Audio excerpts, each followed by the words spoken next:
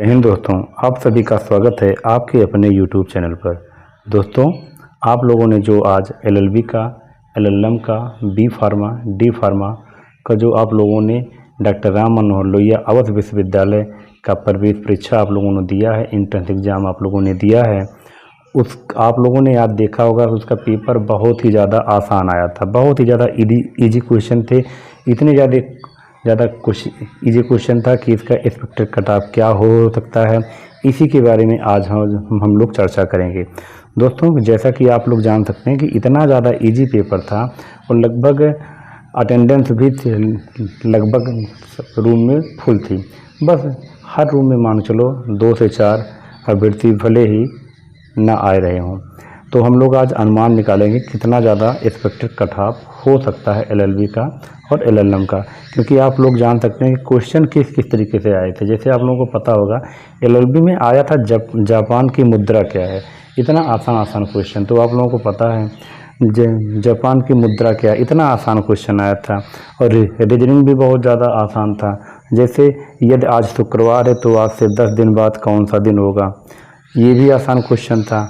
मतलब इतना ज़्यादा आसान पेपर आया था कि लगभग मान चलिए जिन भी बच्चों ने थोड़ा बहुत भी पढ़ा है वो लोग भी कम से कम 60 क्वेश्चन तो वो ऑटोमेटिक लगा ले जा रहे हैं। क्योंकि अगर जिन लोगों ने भी पढ़ाई से थोड़ा बहुत भी ध्यान रखते हैं तो उनका मतलब क्वेश्चन लगभग 60 और 65 क्वेश्चन तो उनका सही जा रहा है। अब देखिए एक क्वेश्चन ये भी आया था कि क्षेत्रफल की दृष्टि से भारत का सबसे बड़ा राज्य कौन सा है। तो ये भी कितना आसान क्वेश्चन आया था। भारत का संविधान कब लागू हुआ, भारतीय संविधान बनकर कब तैयार हुआ। इस प्रकार के मतलब इतने आसान क्वेश्चन आए हैं। भारतीय संविधान की प्रारूप समिति के अध्यक्ष कौन थे, सबको पता है कि कौन थे, डॉक्टर भीमराव अम्बेडकर। ये प्रारूप समिति के अध्यक्ष थे। भारतीय संविधान कब बना था, 26 जनवरी 1949 को बना हुआ था।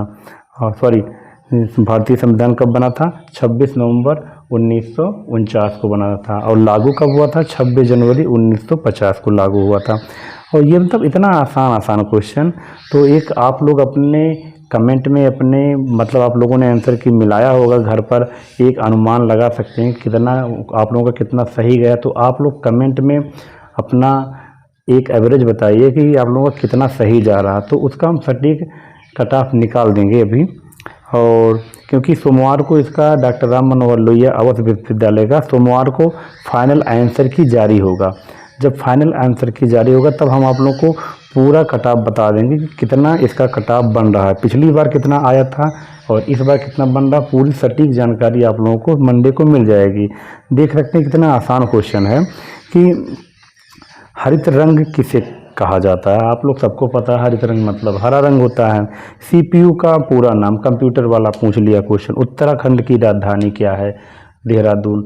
मतलब ये बताए कि इतना ज़्यादा क्वेश्चन का लेवल इतना ज़्यादा इजी था कि मतलब जिन भी अभ्यर्थियों ने पढ़ा है 65-70 क्वेश्चन तो बड़े आराम से आप लोगों का सही चल रहा है। इंग्लिश भी बहुत ज़्यादा आसान थी। मतलब सभी लेवल बहुत ही ज़्यादा इजी थी।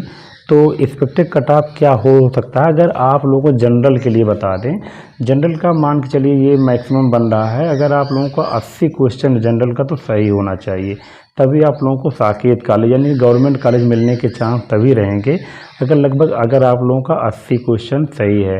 और EWS वालों को हम बता दें, EWS के लिए 70 से मान के 75-76 क्वेश्चन नंबर EWS वाले के लिए रहेगा। और उतना ही OBC के लिए भी रहना चाहिए। 75 का क्वेश्चन अगर आपके सही हैं, इतना मान चलो, क्योंकि कुछ बच्चे साकेत कॉलेज लेना भी नहीं चाहते, कुछ लोग प्राइवेट करना चाहते हैं अलग अलग जगह पे। तो अगर मान लीजिए आप OBC के हैं और EWS कैटेगरी के हैं, तो अगर आपके 75 क्वेश्चन सही हैं तो भी आपको गवर्नमेंट कॉलेज मिल सकते हैं।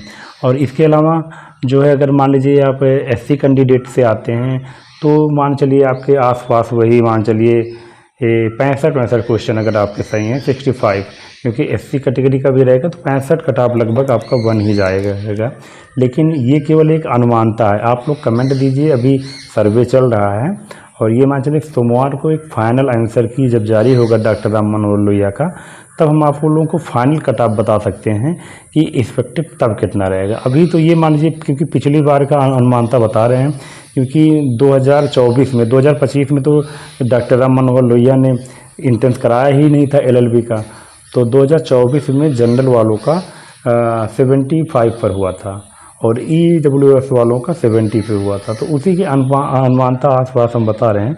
बट फाइनल आंसर की जारी होने दीजिए, सोमवार को फाइनल आंसर की जारी होता है, तब आप लोगों को हम बताते हैं वो। और वैसे आप सभी लोग अपने कमेंट में अपना बताइए कि आप लोगों को मिलाए हैं तो आपका पेपर कैसा गया है, कितना ज़्यादा आप लोगों का कट ऑफ बन पा रहा है, मतलब कितने क्वेश्चन आप लोगों को सही है। तो उसी प्रकार से मंडे को एक आपके सामने जैसे ही डॉक्टर राम मनोहर लोहिया का फाइनल आंसर की जारी होगा, क्योंकि अभी हमारे पास सभी क्वेश्चन नहीं मिल पाए, नहीं तो अभी हम फाइनल आंसर की बता देते।